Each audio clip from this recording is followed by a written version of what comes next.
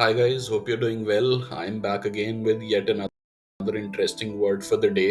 आज का जो वर्ड है ना दोस्तों वो है अब्रिज। अब्रिज का जो मतलब होता है उसका होता है मतलब कि शॉर्टन करना, to make brief, to lessen और टू रिड्यूस। यानी अगर हिंदी में समझा जाए तो किसी चीज को अगर संक्षिप्त करना है, संक्षिप्तीकरण करना है उसका, या किसी चीज को अगर छोटा करना है, that means to abridge.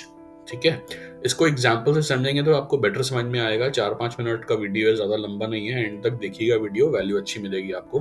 Begin करते हैं एग्जाम्पल से। फर्स्ट एग्जाम्पल है, the editor was tasked with abridging the massive historical text into a single volume for students. इसमें बोला जा रहा है कि एक एडिटर था, उनको ये काम दिया गया था कि भाई एक हिस्टोरिकल टेक्स्ट है, उसको बहुत बड़ा हिस्टोरिकल टेक्स्ट को एक सिंगल वॉल्यूम में कंडेंस करके या संक्षिप्त करके बनाया जाए ताकि स्टूडेंट्स को हेल्प हो पढ़ने में, वो इतना बड़ा ना पढ़े, इसलिए उसको एक सिंगल वॉल्यूम में कंपाइल करके छोटा करा जाए। ठीक है, so that means abridging there. Second example है, she chose to read the abridged version of the classic novel to save time though she missed some details। इसमें बोला जा रहा है कि कई बार जैसे लोग क्या करते हैं कि पूरे पूरे नॉवेल्स नहीं पढ़ते हैं, उसका एक छोटा सा समरी है वो पढ़ लेते हैं, एक अब्रिज्ड वर्जन पढ़ लेते हैं। हालांकि उसमें कुछ चीजें मिस भी हो सकती हैं, बट दैट्स फाइन, कुछ लोगों के पास इतना समय नहीं होता है, so they actually read the abridged version of it. Third example, the company's original 50-page policy manual was expertly abridged into a 2-page summary। आजकल क्या होता है, अगर आप नोटिस करें तो किसी भी कंपनी में पॉलिसी डॉक्यूमेंट होता है या फिर कोई लीगल एग्रीमेंट होगा, बहुत बड़े होते हैं, 50-60 पेजेस के। इतना समय किसी के पास नहीं होगा कि वो पूरा पढ़ें एक्सेप्ट फॉर द लॉयर्स। कई लोग, इसलिए मैनेजमेंट कहती है कि मुझे समरी में 2 पेज चाहिए, आप इसका एक अब्रिज वर्जन दे दीजिए। And the guy actually culls out and makes an abridge version of it.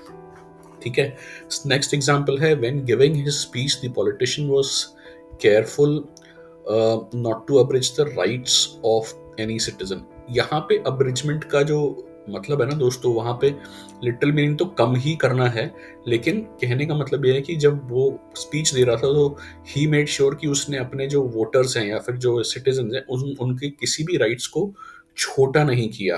ये ऐसा नहीं उनको एहसास कराया कि वो छोटे हैं, उनके राइट्स कम है basically. So that is how abridge is being used here. Sorry. A good film adaptation will abridge the source material effectively without sacrificing key plot points।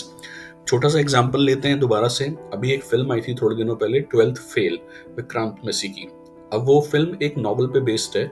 Novel generally बहुत बड़ा होता है, ठीक है, लेकिन उसके सबसे इंपॉर्टेंट पॉइंट्स जो होते हैं वो समराइज कर लिए जाते हैं ताकि जो मेन पॉइंट्स हैं वो मिस ना हो फिल्म में, और इस हिसाब से फिल्म की स्क्रिप्ट लिखी जाती है and then the film is made. That is how you abridge the source material basically. Next example है, please abridge your presentation to fit within the 15 minute time limit. Corporates में हम लोग presentations देते हैं, आपको पता है कई बार वो प्रेजेंटेशंस बहुत लंबी हो सकती हैं, लेकिन हर एक के पास टाइम कम होता है, तो बोला जाता है कि आप अपनी प्रेजेंटेशन को शॉर्ट रखिएगा, अपना अब्रिज वर्जन दीजिएगा। हो सकता है आपके पास 50 स्लाइड हो, but you have to condense it and present it in 10 slides basically to save time. Next example है, his essay was too long so he had to abridge several paragraphs to meet the word count। अब देखिए, इसका एक example मैं सोच सकता हूँ, वो है कि सिविल सर्विसेज में जब मेंस में एग्जाम लिखना होता है तो उसकी बहुत प्रैक्टिस करते हैं लोग। कई बार ओवरशूट कर जाता है वर्ड काउंट, लेकिन प्रैक्टिस कर करके जो है वो उसको एक सही वर्ड काउंट में ले आते हैं, एक अब्रिज वर्जन उसका ले आते हैं ताकि वो सही उस पर मार्किंग हो जाए and they get the maximum marks. Next example है, the studio decided to release an unabridged edition after the popular demand of the original story.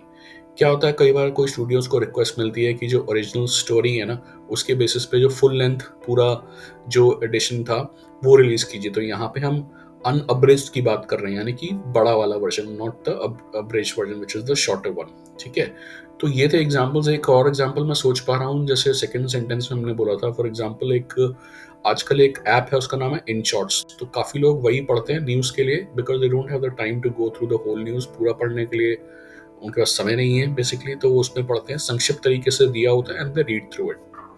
I hope आप लोगों को ये समझ आएगा कि ये इसका एक्चुअली मतलब क्या होता है and how is it used.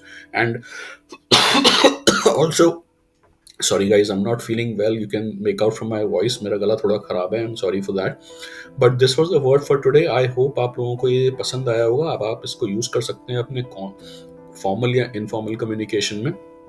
और मैं आप लोगों से मिलूंगा बड़ी जल्दी फिर एक नए वर्ड के साथ। तब तक के लिए आप पढ़ते रहिए, सीखते रहिए, और अगर आपको लगता है मैंने आपको कोई भी छोटी सी वैल्यू दी है तो प्लीज़ मेरे channel become brilliant with Nitin को लाइक, शेयर एंड सब्सक्राइब करें। It will help me a lot to create these kind of videos. I will see you very soon.